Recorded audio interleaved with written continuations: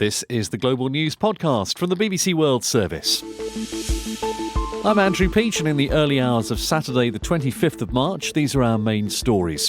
Rwanda releases the jailed dissident whose life inspired a Hollywood movie about the 1994 genocide. The UN's grave concern about the summary killings of civilians and prisoners of war during Russia's war in Ukraine. And the US and Canada strike a deal to tackle illegal migration. Also in this podcast, the city killer asteroid is heading our way.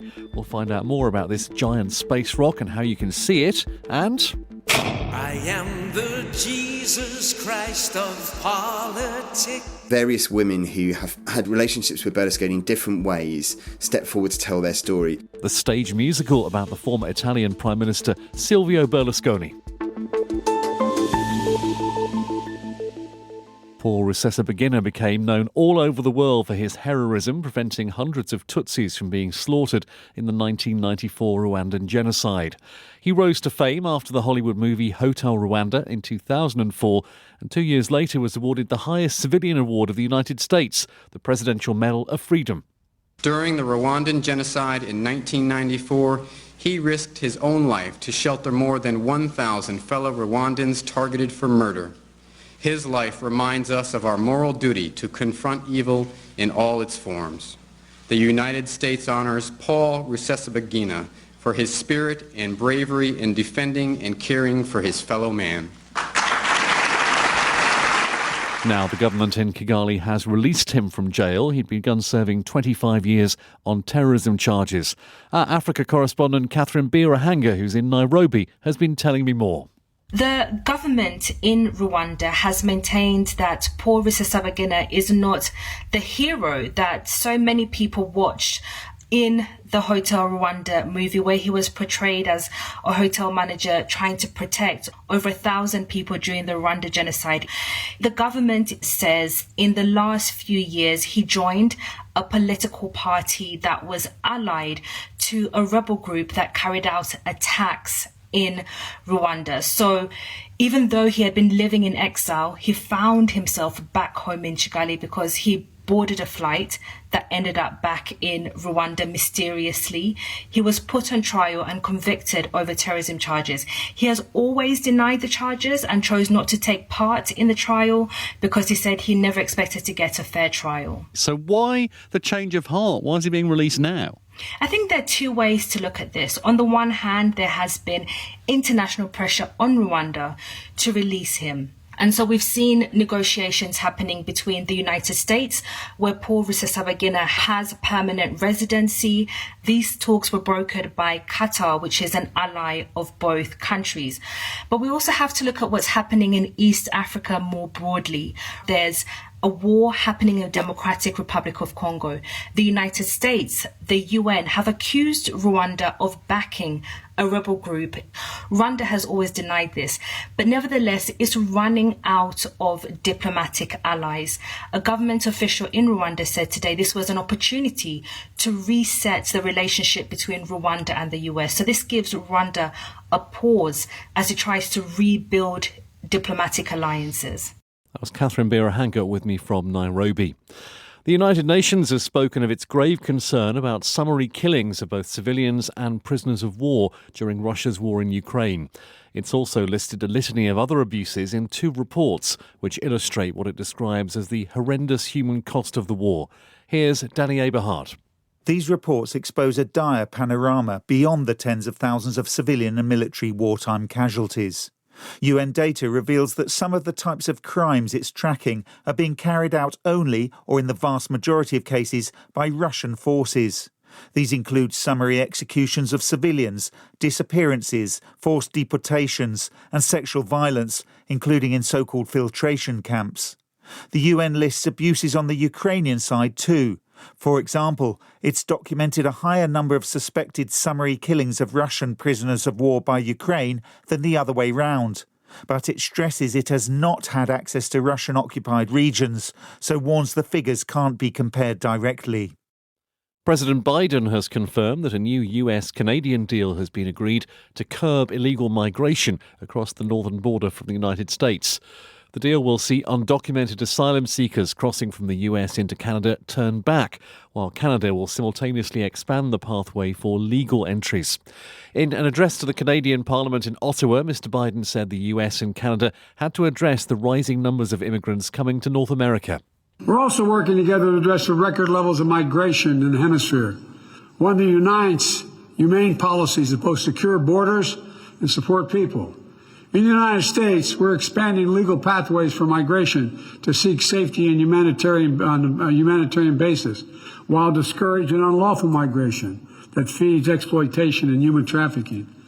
Speaking alongside President Biden, the Canadian Prime Minister Justin Trudeau said the deal would close a loophole created in 2004 by an asylum deal known as the Safe Third Country Agreement that allowed US and Canadian officials to turn away asylum claimants at formal points of entry but not at unofficial crossings. Keeping people safe also includes keeping asylum seekers safe. Both of our countries believe in safe, fair and orderly migration, refugee protection, and border security. We will now apply the Safe Third Country Agreement to asylum seekers who cross between official points of entry. After midnight tonight, police and border officers will enforce the agreement and return irregular border crossers to the closest port of entry with the United States. Also up for discussion between the two leaders during Mr Biden's trip is Haiti, a country that's become so lawless that any kind of normal life is impossible as gang warfare intensifies. Kidnappings, murders, rapes and sniper attacks have been on the rise since the assassination of President Jovenel Moïse in 2021. The Prime Minister, Ariel Henry, has called for the deployment of an international force to end the spiralling violence. The UN High Commissioner for Human Rights, Volker Turk, was recently in Haiti and has been telling Rebecca Kesby why any help can't come soon enough. I was there beginning of February, and unfortunately, it's become even worse. Can you imagine, since the beginning of the year, 627 people killed, 365 people kidnapped, and hundreds injured, just to give you the highlights of it. But it means for the daily lives of people, it's nightmarish. And those are just the general extreme violence we're hearing about. Is absolutely awful, isn't it? The rival gangs, absolutely terrifying for civilians. There's been a lot of sexual violence, I think, as well. And I think you met some survivors of that. Yes, when I was there, I met a girl who had actually not just sexual violence, one girl who was shot at, and she had still the bullet in her arm. They couldn't take it out. And then there was a girl who had been raped. So I think the situation is, you would say, Hobbesian, it's sort of anarchic, and it's so chaotic because of these gangs that control 60% of the metropolitan area in Port-au-Prince, in the capital, but they have also now ventured out into the center and into the north. So it really starts affecting the whole of the country, which is very, very dangerous for the people. It seems as if the National Police Force and the security forces there are completely outgunned by the gangs.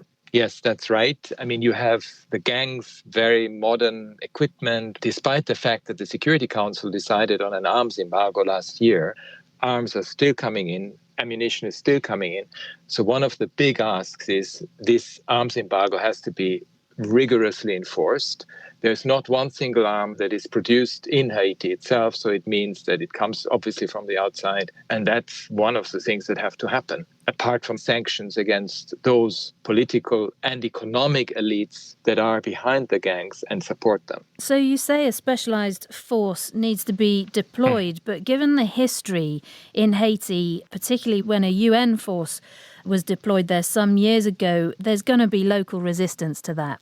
I think it is important that there is clear recognition of national ownership. The main focus has to be the National Haitian Police, but they absolutely need support. And they would need the proper equipment, they would need the right type of capacity, but also not just when it comes to the police, also for the building up of the judicial system, because the judicial system at the moment is in shambles. And what are your fears if nothing is done?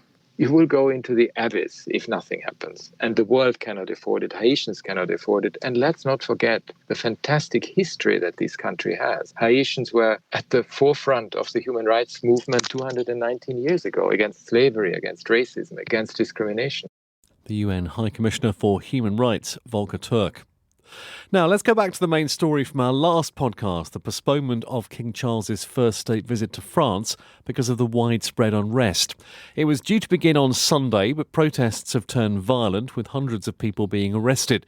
Further rallies against proposals to increase the retirement age from 62 to 64 are planned for next week. Large piles of rubbish in several cities as a result of a strike by refuse collectors were set on fire. From Paris, our correspondent Lucy Williamson. The violence of yesterday's protests has left its mark on France. Sooty piles of charred rubbish scar the streets of Paris and Bordeaux. They leave their mark on the diplomatic landscape too. A visit by King Charles here next week has been postponed after unions announced another day of national protest on Tuesday. President Emmanuel Macron said it would lack common sense to host the monarch here that day.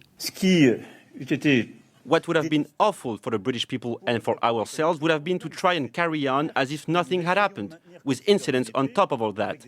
It needs to be organised when calm has been restored. The idea to reconsider the visit appears to have originated in Paris, though the Élysée is keen to stress that it was a joint decision. The centrist opposition senator Nathalie Goulet was asked how she felt about it. Relief, because the situation is just unbearable and it's not the right way to welcome the king for the first visit in the middle of a mountain of trash, rats and unbearable smell in the streets. President Macron's pension reform has triggered months of strikes in France, including by rubbish collectors.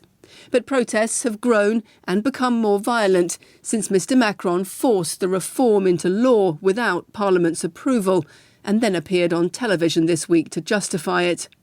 Many placards at the protests yesterday depicted him as a king-like figure from France's past, remote, undemocratic and out of touch with his people.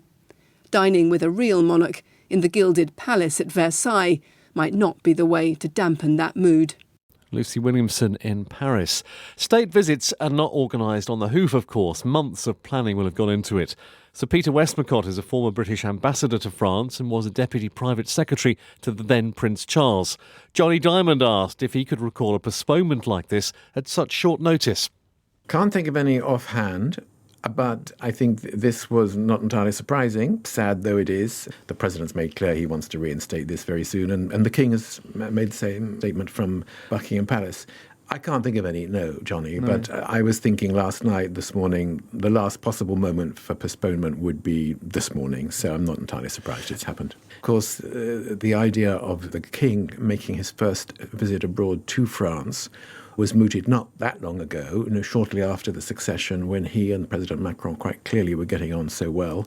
And Buckingham Palace let it be known informally that the king was intending that his first overseas visit should be to France. That they will be able to put this visit back together without too much trouble, I hope, before long. You know the king, or you knew him as Prince Charles, Prince of Wales. For him, do you think it will be it's a shrug and, well, next time? He seems sort of sanguine about these kinds of things. I don't know about a shrug. I know that he was very much looking forward to this visit. He has been to France 35 times officially, never mind a whole lot of private visits. He speaks French. You'll hear him when the time comes, making speeches in French, which I'm sure he'll do beautifully. He's very attached to the country. He'll be saddened, but he'll get on with life, of course. There is no choice. The French took the decision, obviously in consultation, but it had to be their proposal that they felt it wasn't the moment to go ahead. Sir Peter Westmacott with Johnny Diamond. Now, its name isn't that reassuring. There is no reason to panic, though, about the city killer, an asteroid heading our way, which isn't going to hit the Earth, we're promised. The giant space rock, properly named 2023 DZ2, will pass between us and the moon this weekend. Astronomer Dr. Jennifer Millard told me more about the city killer. Well, first of all, I do just want to reiterate that we are perfectly safe. Although it's got this name, it is absolutely not going to impact us. It's just going to sail between the Earth and the moon. And in terms of what it's made of, well, we don't really know too much about it. And that's part of this exciting opportunity. Because it's coming relatively close to Earth, it means we can study it and really try and figure out what it's made of. Because this was only discovered in February, so we haven't had a lot of time to study it yet. But it's travelling at 17,000 miles an hour compared to our planet. So yeah, really quite quickly. How close will it come to us? It's going to come just a little over halfway between the distance between the Earth and the Moon, about 100,000 kilometres or so. So, fairly far away. But in terms of asteroids, it really is a close pass. This sort of event is perhaps a once in a decade that we might see something like this sort of size come so close to our planet. Do you know how they came up with the name, the City Killer? Is it just designed to be alarming? I think there is a little bit of, trying to spike interest in it. But I guess the reason that they've gone for City Killer is because of the approximate size of the asteroid. So It's somewhere between 50 and 100 meters across. And if something about that size was to impact us, then it would cause sort of city-wide devastation. But this one isn't, so we don't have to worry about that. We've got a lot of people listening who are now having their interest piqued, I hope. How can we see it this weekend, depending on where in the world we are? Yeah, so if you're Northern Hemisphere, your best bet is actually tonight, just because it's going to sink very low on the horizon by tomorrow night. But tomorrow night is when the closest approach is, around 8 o'clock Universal Time. And so if you want to know its exact location, your best bet is to have a stargazing app or maybe have a look online. You'll need a telescope, so at least 6 to 8 inches probably in aperture. And you'll see it as not a rock, but just a tiny speck of light that's moving rapidly compared to the background stars. So perhaps find a target star, lock onto that target star and wait for it to move past. The astronomer, Dr. Jennifer Millard. Now, just before we move on, can I take a moment to mention the next podcast that will appear in this feed on Saturday? It's called The Happy Pod. It's our new weekly roundup of the more uplifting, positive news stories. This week, the newborn calf that's caused a stir in Australia. Megan and Barry breed lots of calves. When they posted a very simple photo of the Happy face that Happy has on him, the photo went viral, and as farmers, it was quite overwhelming for them. Also, we've got bandages that stop bleeding in seconds and how they're being used on the front line in Ukraine.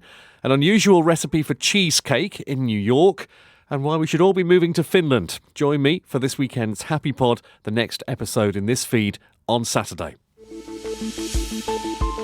Still to come in this podcast, meet the new Defence Minister of the Democratic Republic of Congo. Bemba was one of the main rebel leaders in the Second Congo War. After that war, he became vice president, then soon afterwards arrested by the International Criminal Court.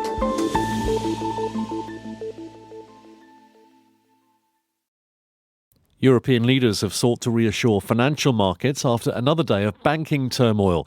Germany's Deutsche Bank led the slide, dropping more than 14% at one point and ending the day down more than 8%. UK banks like Barclays and HSBC also saw declines.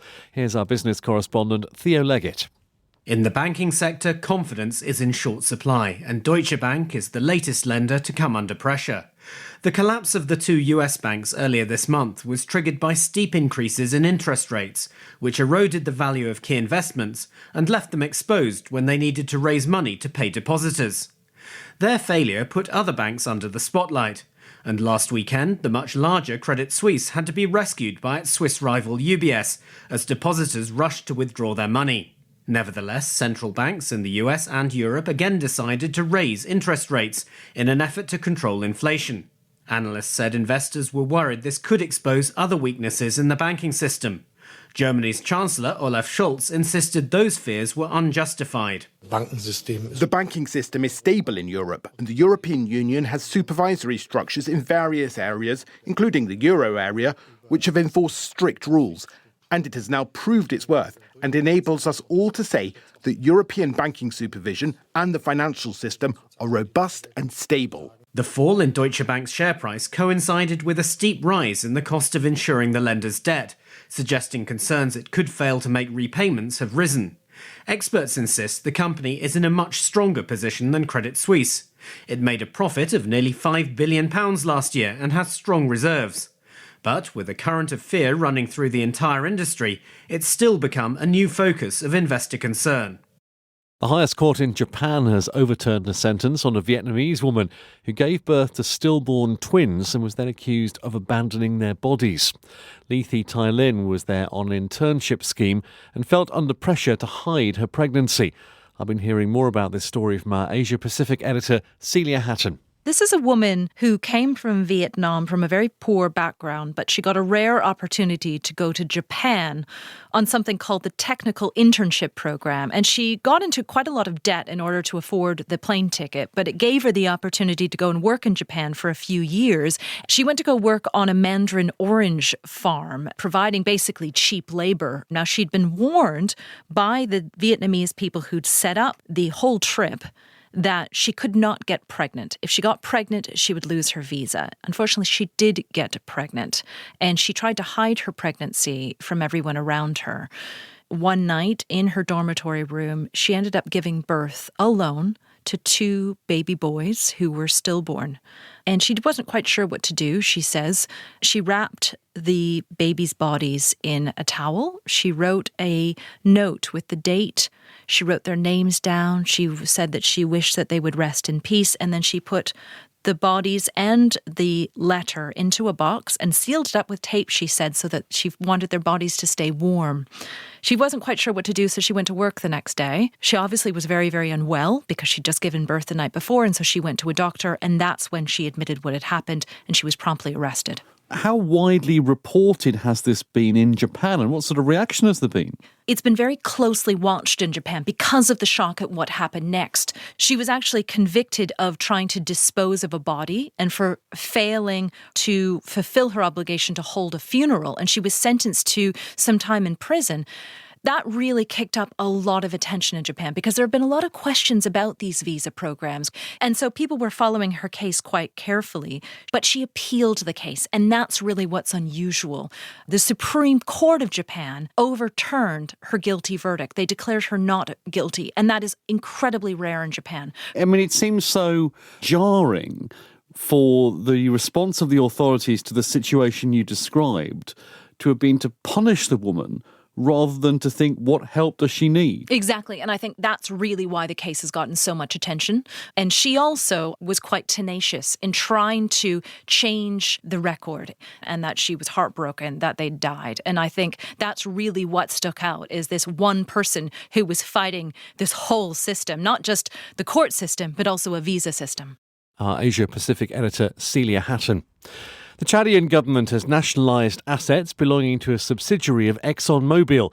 It's the latest development in a dispute between the authorities of the Central African country and the American oil company over the sale of its assets in Chad to a third party. Let's get more from Miley Jones. The vast majority of Chad's revenue comes from exporting oil. So when it disagreed with the terms under which Exxon sold its Chadian assets to Savannah Energy last year, it promised to go to court to block the purchase. Now the Chadian authorities have gone one step further. They've nationalised Exxon's assets, a move which could potentially spook foreign investors. Savannah Energy has said it will challenge the move legally. The assets involved include a 40% stake in Chad's Doba oil project, 7 oil fields with a combined output of 28,000 barrels per day. Last year, a group of senior officials, including a close ally of Head of State Mohamed Deby, were arrested as part of an investigation into the embezzlement of more than $20 million from the national oil company. For decades, the Democratic Republic of Congo has grappled with armed conflict in the east of the country. Now, President Félix Tshisekedi has appointed a former militia leader, Jean-Pierre Bemba, as Minister of Defence. Convicted of war crimes, Mr. Bemba was cleared on appeal by the International Criminal Court in 2018. His appointment is part of a wider reshuffle which comes ahead of the elections later this year. Jason Stearns is director of the Congo Research Group at New York University, and he's been speaking to James Copnell. Bemba was one of the main rebel leaders in the Second Congo War that lasted between 1998 and 2003. And then after that war, he became vice president in the transitional government. Then was soon afterwards arrested in a criminal case by the International Criminal Court for crimes that he had allegedly committed in the Central African Republic. So he has a long, storied history as a rebel leader and as a politician. He still has a large following in the Congo. And this now brings him back to government after many years out. There will be a trade-off, presumably, in the mind of President Tshisekedi with the sort of criticism he might receive for an appointment, because lots of people in the DRC don't like Jean-Pierre Bemba, with presumably the support of those who do.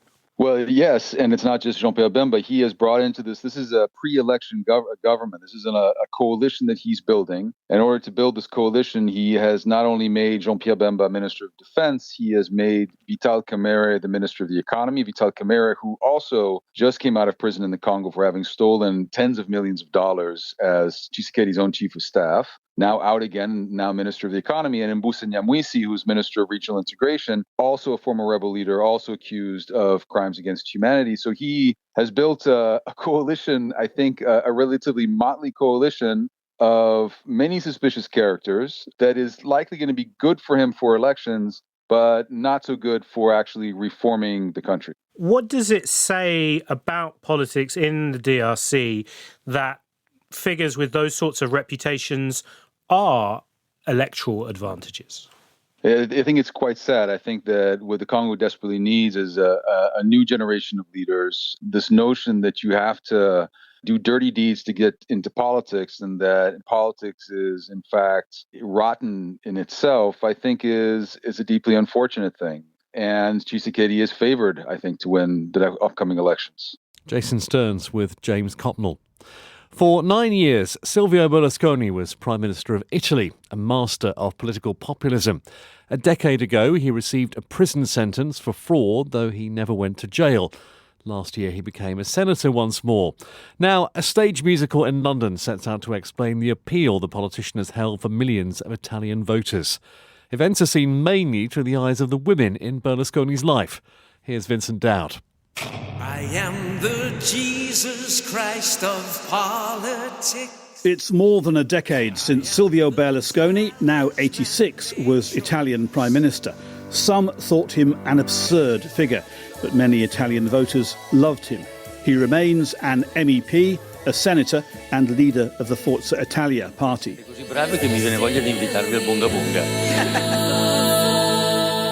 The Southwark Playhouse in London is using a mix of musical styles to investigate his popularity. Let's get this show on the road, dressed up and ready to roll. The composer is Ricky Simmons. Basically, we find Silvio Berlusconi on the day in 2012 where it's the verdict of his tax fraud trial. The stakes really are so high that he could serve a 4-year prison sentence if found guilty. He's trying to set his legacy straight, telling his own story in case he should go to jail. Berlusconi is famed as the man who introduced the term Bunga Bunga Party to the international lexicon of sleaze. Director James Grieve says the show is interested in its female characters at least as much as in Berlusconi. Various women who have had relationships with Berlusconi in different ways step forward to tell their story, who have worked for him as part of his media empire, those who attended his infamous Bunga Bunga parties. And, the sort of conceit of our show is that now is an opportunity for those women whose stories haven't been heard in the past to step forward and tell their side of the story. I see the look in his eyes, a masterclass in seduction, with me as his pride. Veronica Lario was married to Berlusconi for 20 years. She's played by Emma Hatton. One of my main numbers that I sing is a song called Secrets and Lies, which is performed on the steps outside the courtroom just before Veronica goes in and gives her testimony. And it's her reflection on the journey of her relationship with Silvio and reminiscent on the appeal of him and how she fell victim to the secrets and lies that he told her.